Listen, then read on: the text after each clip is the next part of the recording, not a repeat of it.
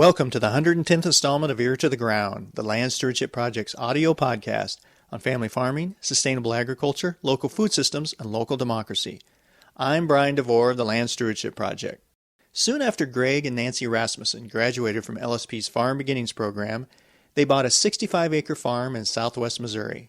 They knew they wanted to set up a pasture-based livestock production system, but realized the landscape and weather in their new home was quite different from what they were used to in Minnesota, where they had taken the class and where they had been working closely with established farmers to learn the ropes.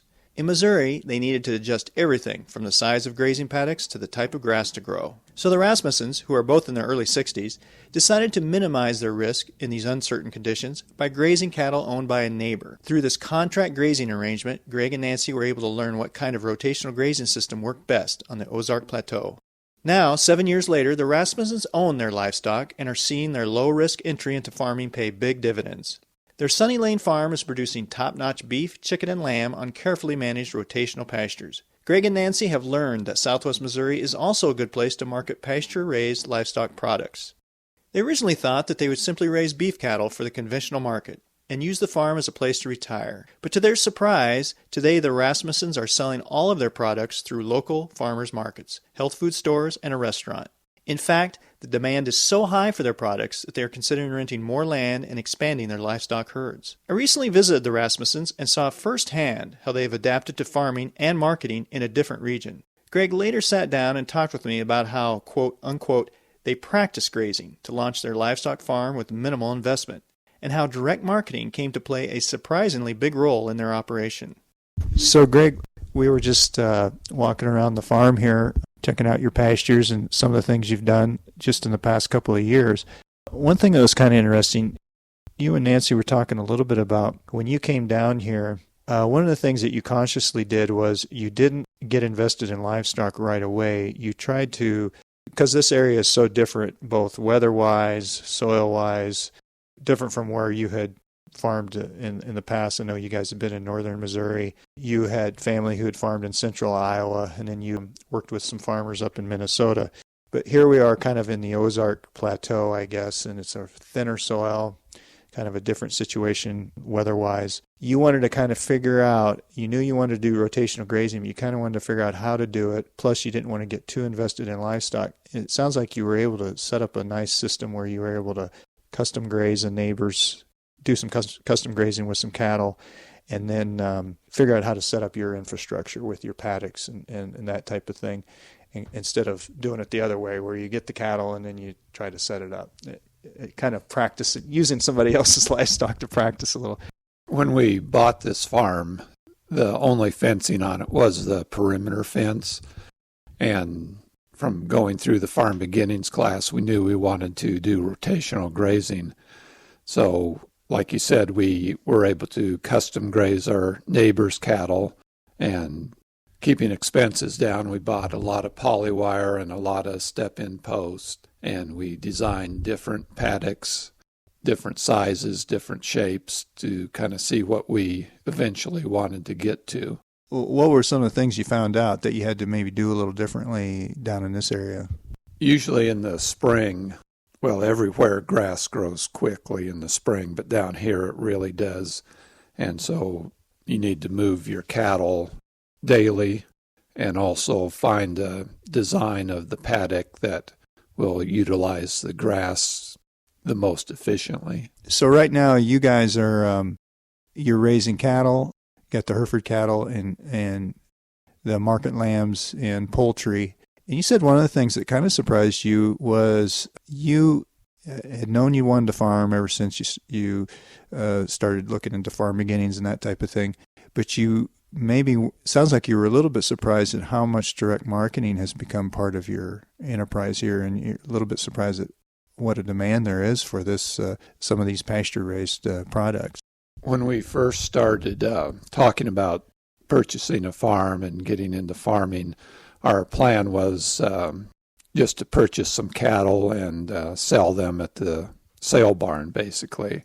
And then we came across the Farm Beginnings program and learned that there was what we consider a better way of doing that.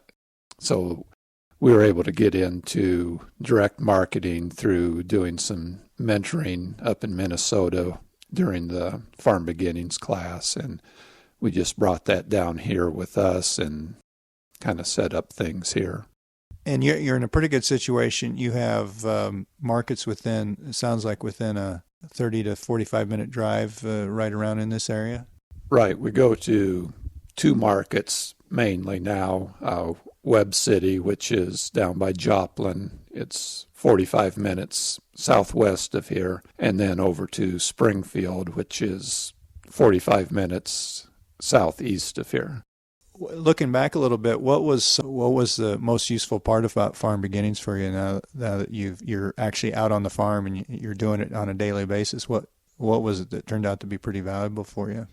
I'd have to say setting up the business plan and doing the business end of it. We'd both had experience with the more or less physical part of the farm, putting up hay, moving cattle, and different chore type work. But as far as the planning and business end of it, we didn't have a lot of farm experience that way. Any big surprises now that you're actually farming that you're like, wow, I never thought of that one? Well, like our friend Eric had said, farming's more or less just like your household expenses, only there's a lot more money coming in and a lot more money going out. You didn't take Farm Beginnings until you were kind of mid-career, I guess. You've been involved in the telephone business for, would you say, 40-some years? So you and Nancy took Farm Beginnings when you were in your kind of mid-50s. Is that something you would suggest for people to take a class like this if you're looking at maybe doing something? It sounds like you wanted to have something to do to shift as you're shifting into retirement, and yet you're still young enough to farm. I'd recommend it.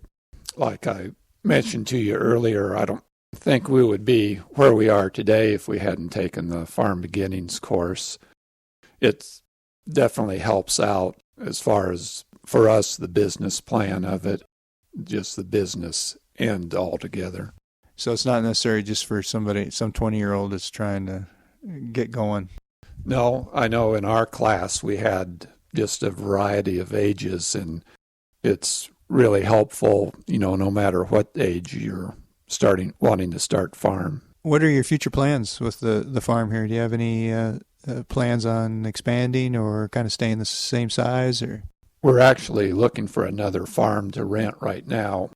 Down in this area, the demand is so high for naturally raised meat that we could probably easily double what we're producing right now. But our farm here is at the max of the number of animals that we can handle, so we're looking for another farm to rent.